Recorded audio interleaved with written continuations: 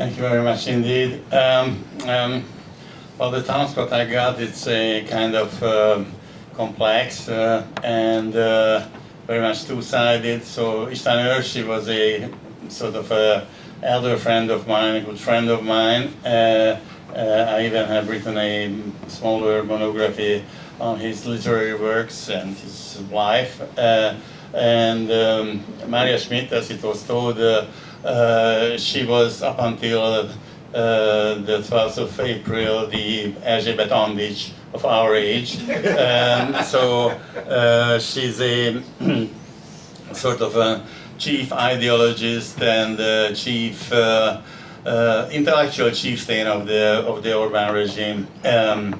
So I have written my speech here, so let me read it out, and probably after it I will tell you some more.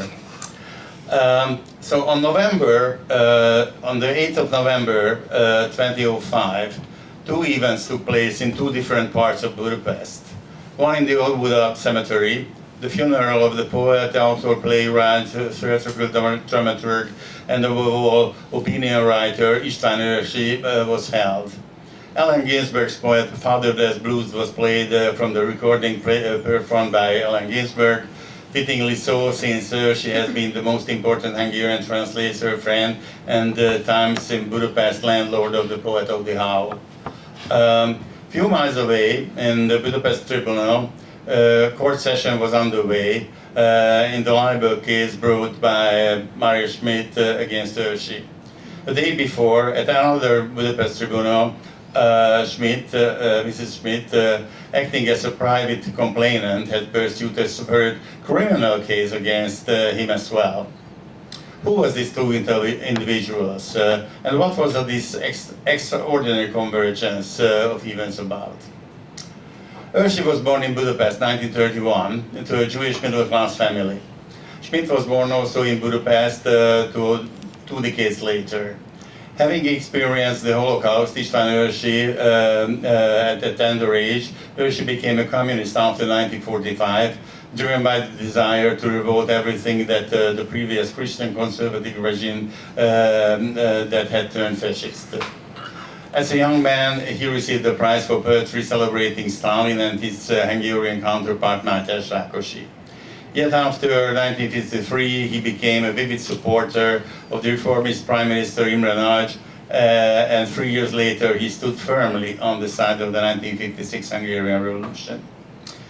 At the time of the revolution, in October-November 1956, his closest friend was István Anya, a commander of one of the most important urban guerrilla groups of revolutionary Budapest. Following the Soviet invasion, Eörsi served as a liaison between the Writers' Union and the Greater Budapest Central Workers' Council, the principal institutional vehicles of dissent during those months. He was detained in December and sentenced to 8 years in prison, while Anya, his bestie, received capital punishment and was executed in December 1958. Eörsi was released under an amnesty in 1960. In the early 60s, he translated several volumes of Marxist philosopher Georg Lukács. Later, he became an opinion writer for the intellectual weekly Age, or Élet és Irodalom, Life and Literature, a moderately successful playwright, and as the democratic opposition began to emerge in the 1960s, he was one of the founding fathers.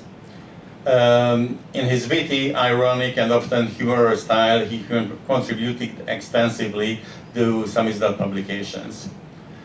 He was a man who sneered his way through the Kádár regime, a daring pamphleteer and deeply moral oppositional figure of the Maria's barrack in the lager, or the Gulag communism, as the Hungarian People's Republic was often described by the Western press. I was one of the grieving speakers at his funerals. I compared him to Don Quixote fused with Shrek, forever fighting the windmills. He was also kind of the, as he called himself, the strong clown, and he had this attitude. Mrs. Schmidt's story is very different. Mária Schmidt holds a degree in history. During the 1980s, she focused on then unfashionable subjects such as Jewish history, secret services in both Hungary and Israel, totalitarianism in general. Research was often funded by George Soros's foundation. She married a sociologist who became an extremely wealthy businessman amid the turmoil of the 1990s. Step by step, she moved closer to Fidesz party, which made its turn from the liberalist camp to the first to the moderate conservatism, and then more right-winger party, and in my opinion, in my humble opinion, in the later period, so especially after 10-15, it became an extremely extreme right party. So she turned closer to the Fidesz party and eventually provided ideological backing for Viktor Orbán's transformation from liberalism to extreme right populism, and later to his self-confessed sovereignist liberalism. In practice, this meant unapologetic support for Vladimir Putin's Russia. Mrs. Schmidt benefited enormously after 1998 during the first Orbán government, and even more after the Orbán circle's state capture following 2010 and its long-standing parliamentary supermajority. In 2005, the late writer published an op-ed attacking the historian director of the House of Terror Museum. Well, this museum, it's interesting for those who don't know what and where it is. It's on András Avenue 60, which used to be the headquarters of the Hungarian Nazi Party, the Eörsi. It was called the Hűségháza, House of Fidelity, and ironically enough, the other totalitarianism from 1945, though there was a kind of democratic coalition government, but the law enforcement agencies were all the time belonged to the Communist Party, and it was under the surveillance of the Red Army in Hungary. So they picked this real estate as the headquarters of the AVH, the Hungarian Secret Service, political secret service.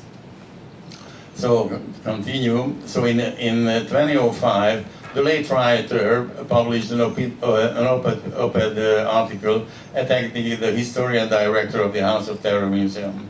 The antecedent of the trial was Mrs. Schmidt's invitation to the widely disputed German historian Ernst Nolte, a key figure of the German historical site, the major historians' disputes surrounding the attempts to relativize or whitewash the crimes of the Third Reich. Nolte has been invited by Schmidt to speak at a conference organized by her institution. Nolte has become notorious within both German and international scholarly communities for views that appeared to relativize Nazi extermination camps, including claims that the gas chamber constituted a form of mass murder carried out in a humanistic way, since deaths allegedly came within 45 seconds. Almost a painless passing, she claimed, or Nolte claimed. Eörsi fiercely attacking the invitation, accusing Schmidt as a Holocaust relativism. Especially after the years spent in West Berlin as a DAAD fellow, Eörsi became a frequently interviewed public intellectual in the German media. On theatrical matters, he wrote a column for the prestigious Theater Heute, and was a regular interview before Taz, Frankfurter Rundschau, Süddeutsche Zeitung, and other publications. He maintained friendships with leading German authors such as Hans Magnus Enzensberger, Heinrich Böll, and others. Eörsi once described Schmidt as a business lady dealing with historical deepfakes. Indeed, Mrs. Mária Schmidt followed another path entirely. After publishing a social science journal in social science journals, she became director of the House of Terror Museum in Budapest, an increasingly sought purchase, prestige, and influence. I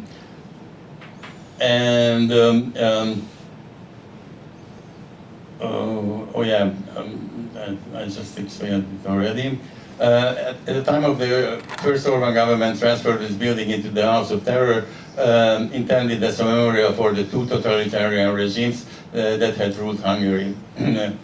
Schmidt was appointed director. Her budget was enormous, and the institution became one of the first Orbán-era think tanks dedicated for constructing an extreme right intellectual network. Others would later include the Matthias Corvinus Collegium and the National University of Public Services. Schmidt invited speakers as Milo Yiannopoulos, Steve Bannon, and similar figures. She also awarded the prize to Anne Applebaum, who recently stated in an interview that she had been once invited to lecture in Budapest for a fee of $30,000 US, extraordinarily high for international standards, but ultimately Applebaum declined the invitation. Following Hungary's April 12 election, the renowned historian Gábor Gyáni published an opinion piece entitled "Who Was Mária Schmidt?"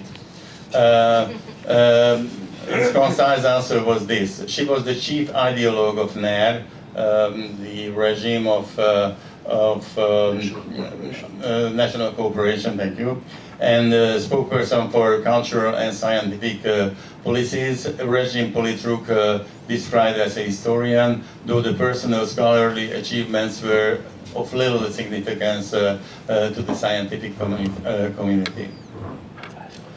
Two life stories, two intellectual trajectories. Eörsi, the poet and public intellectual, was rooted in materialist